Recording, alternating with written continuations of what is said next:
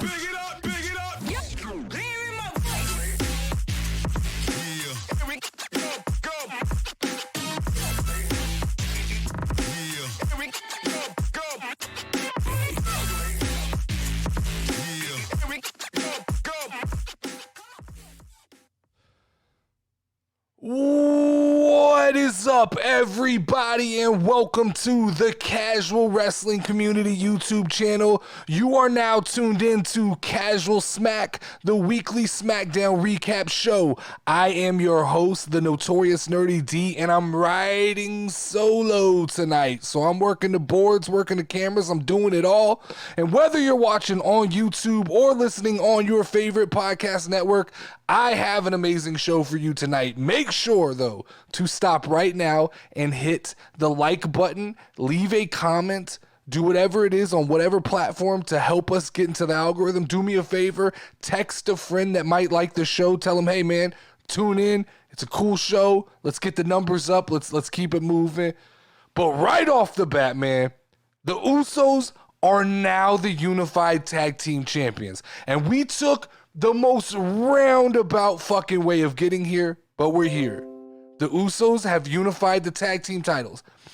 And if that wasn't the big fight feel on SmackDown, I honestly don't know what you were watching. If you didn't think that felt like a big time event, if that felt like they gave you a ton of value on Friday Night SmackDown, if you don't feel that way, I don't know what you're watching. Because from the opening promo to the close of that show, SmackDown, it just had the sauce, man. It had that secret sauce.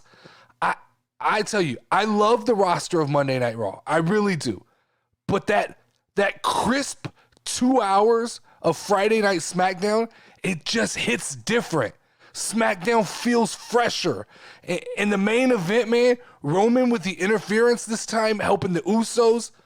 I'm sure, look, I get it. Like, everybody and their mom saw what was about to come. We knew Roman was going to get involved in it, but it didn't make it any less magical when it happened.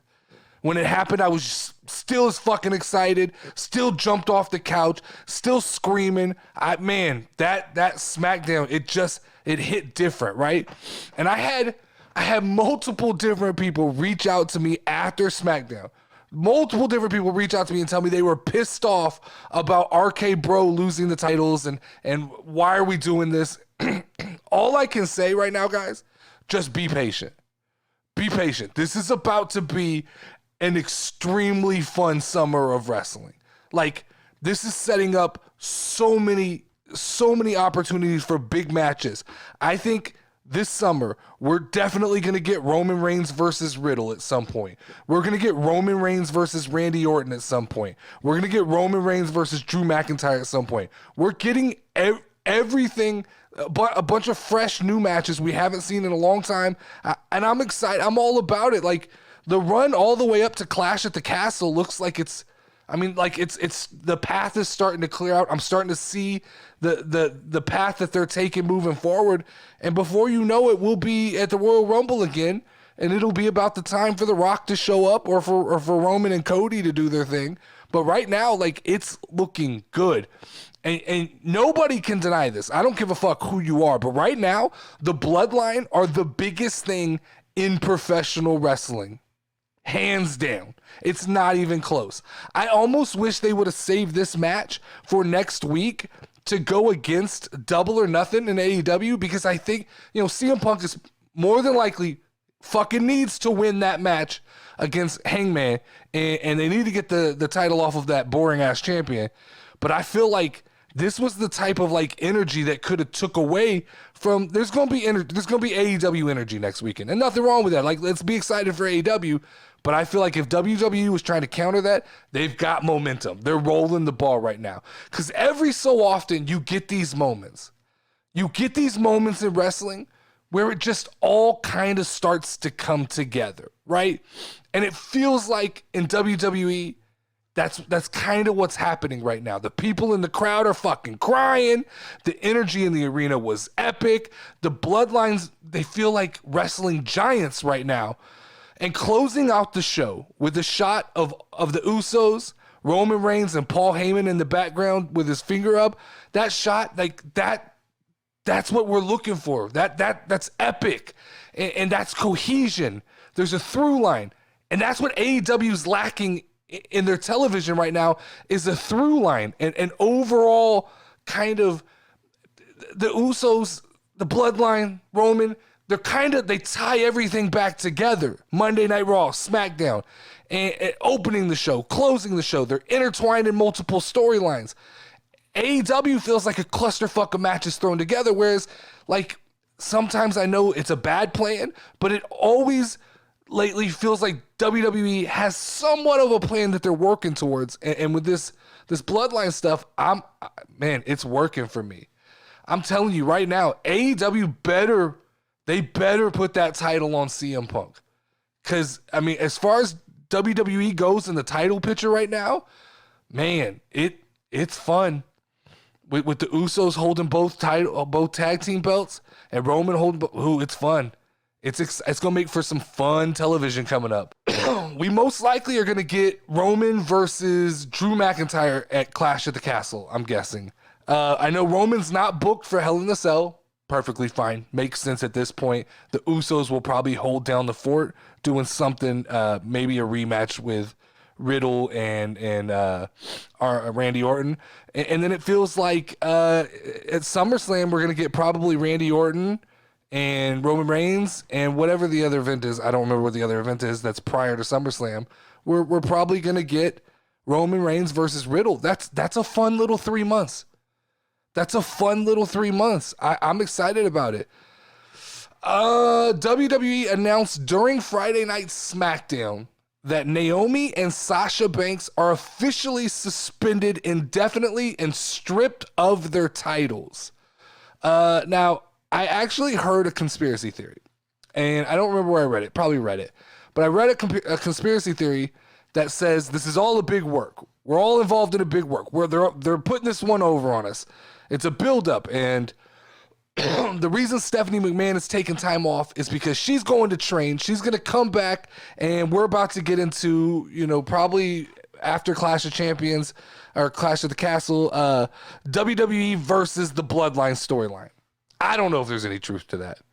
I'm all about it, though. It sounds fun. Sounds like fun. Conspiracy theories sometimes are fun. I still, like, deep down inside, I want this to be a work because it doesn't seem logical. It seems illogical to me that Sasha Banks and Naomi, like, what is the benefit in what they did? How do they come out on top? How does anybody benefit? Nobody benefits from this. And I've even seen a bunch of social media posts with fucking, like, we talked about white knights, man. And it's these people who are posting things that say, like, I stand with Sasha Banks and Naomi. What the fuck are you standing with? What kind of stupid ass shit is that? They're not being discriminated against. At worst, the worst thing you can say is they're just being booked extremely poorly. But all that WWE is doing is asking them to do their fucking job. Just do your job. And if you don't like it, if you don't want to do your job, don't sign the contract and don't take the paycheck. It's that simple, right? They're not being discriminated. We don't need white knights at this point. Nobody's doing them dirty. And I saw Mark Henry come out and say that the Usos should have gone to Corey Graves and confront him about what? You don't think that that's not Vince McMahon in that man's ear telling him what he needs to say? And what did he say? He said the truth. It's unprofessional that they chose to walk out during a taping of live television. There's no other way to go about it. We can all bitch and complain that they book Sasha Banks poorly. I agree. 100% agree. But that doesn't change the fact that, like, this is her job and she has to show up for her job.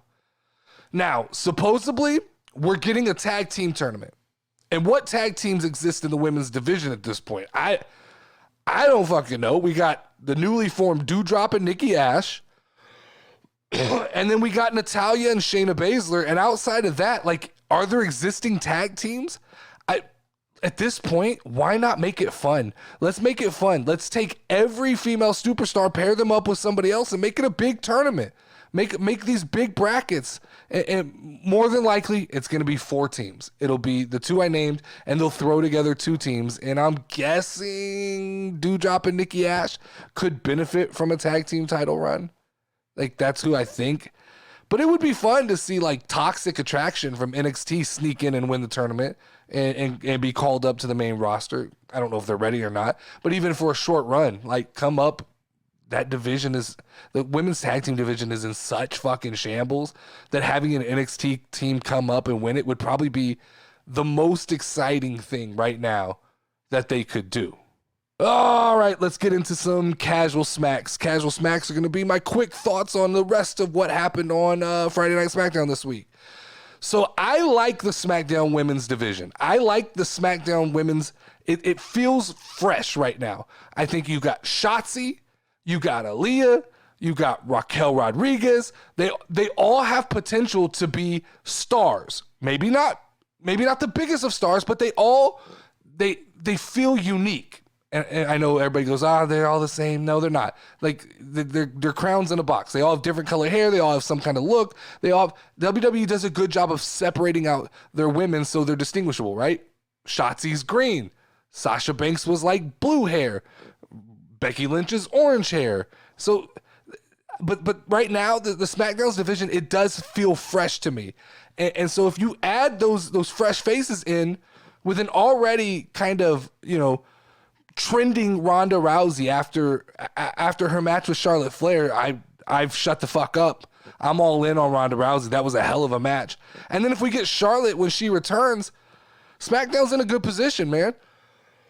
I thought they were shorthanded for a while, but the fresh faces have stepped up, and I think like they're gonna be just fine. Aaliyah's gonna work out. She reminds me of kind of, she could have like a Bella Twinish or Iconics, kind of that girly position that WWE tends to have, like one model type. And then Raquel Rodriguez is just a fucking powerhouse, a beast in the ring. Did you guys see the fucking one-handed powerbomb finisher? That thing looks devastating. That thing looks sick to me. And then you got Shotzi. Shotzi's just kind of fun, loud. She's out there, and she's been a fan favorite, so that's not going to change anytime soon. Her booking, she can win or lose right now, and she'll be just fine. The women's division SmackDown, I'm all for it. But speaking of unique characters, I think it's time to refresh both Madcap Moss and Happy Corbin. Corbin needs to go back to being like a darker lone wolf type figure. And I think it's pretty obvious that's where he's headed right now, right? You can see his level of happiness has dropped considerably, and he's headed for a gimmick change. He needs new music. That music doesn't work if he's not going to be over the top happy.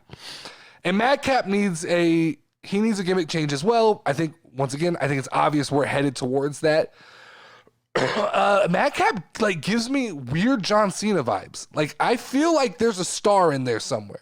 Time will tell if Madcap is the real deal or not, but he's got that like larger than life frame, build, Cena-esque size, and he moves around the ring extremely fast and extremely good, and he's explosive for a guy his size. So, like, moving forward, I see a lot of potential in Madcap Moss.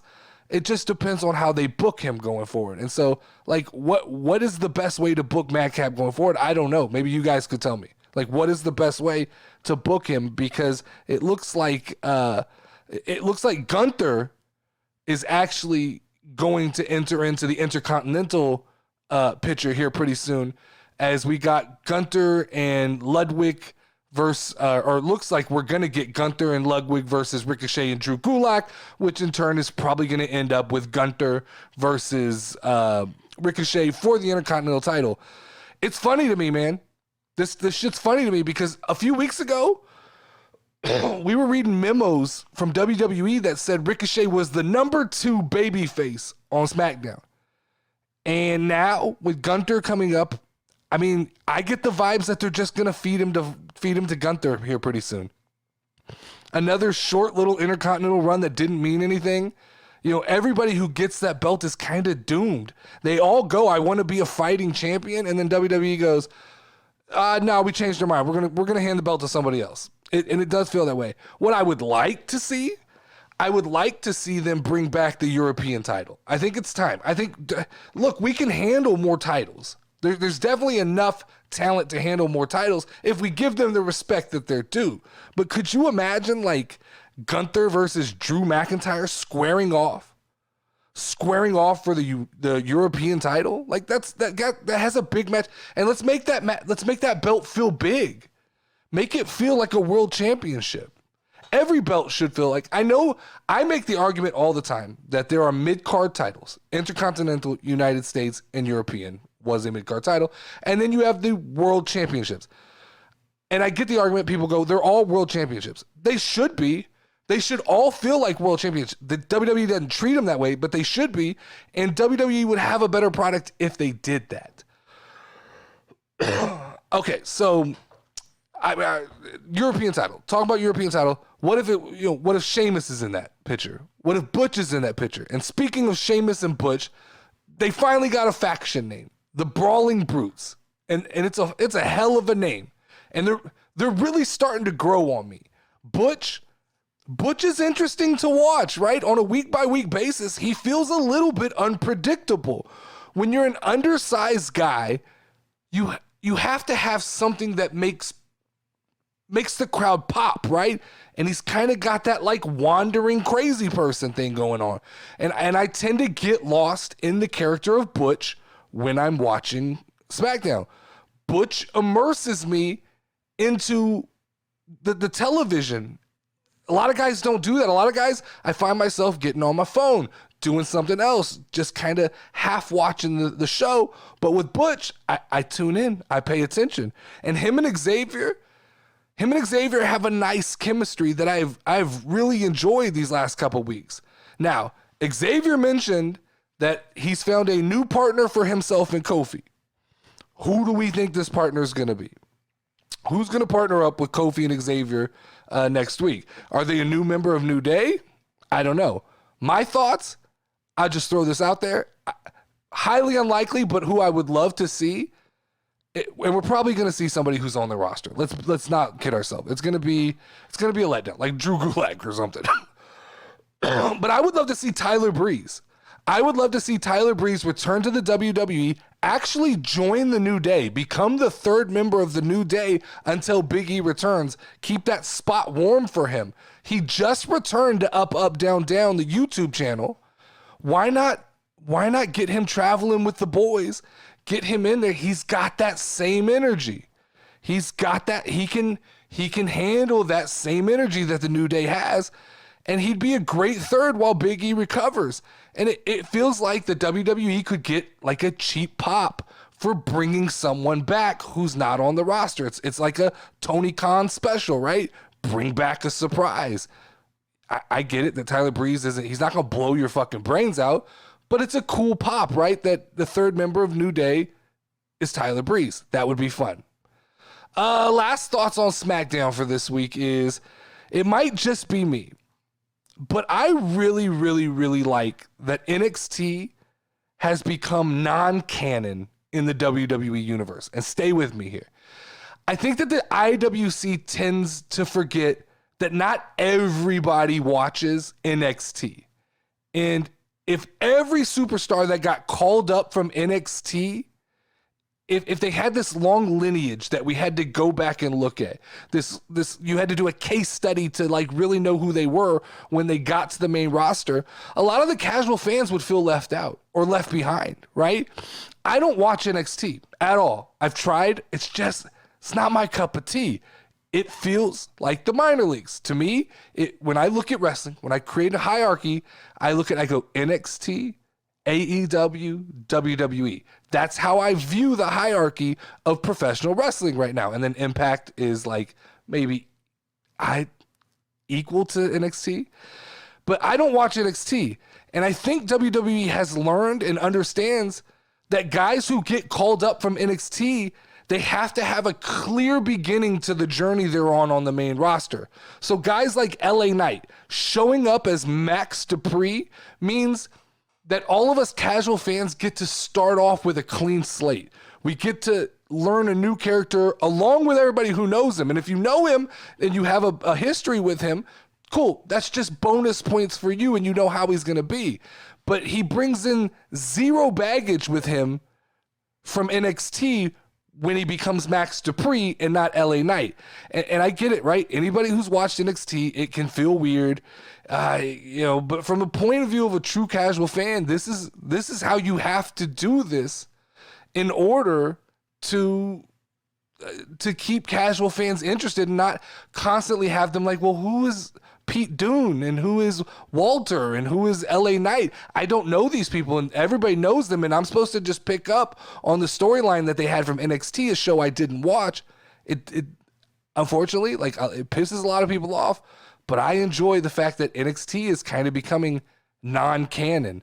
And I know earlier I talked about toxic attraction, but you can play with that, right? You can have some people come in and just carry on a gimmick, while for the most part, others need to kind of reset when they get to the main roster.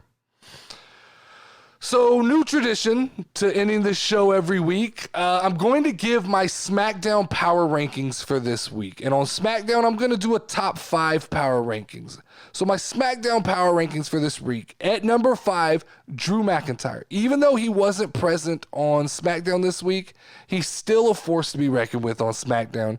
He's still one of the only guys who can stand in a ring squared up with Roman Reigns, and we believe that, something could happen.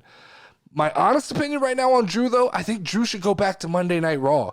I think they should get him off of SmackDown for the time being, get him away from Roman Reigns, let him do some work on SmackDown, feed him somebody on SmackDown to play around with until Clash at the Castle, because we know he's coming head first against Roman Reigns at Clash at the Castle. Number 4, Ronda Rousey.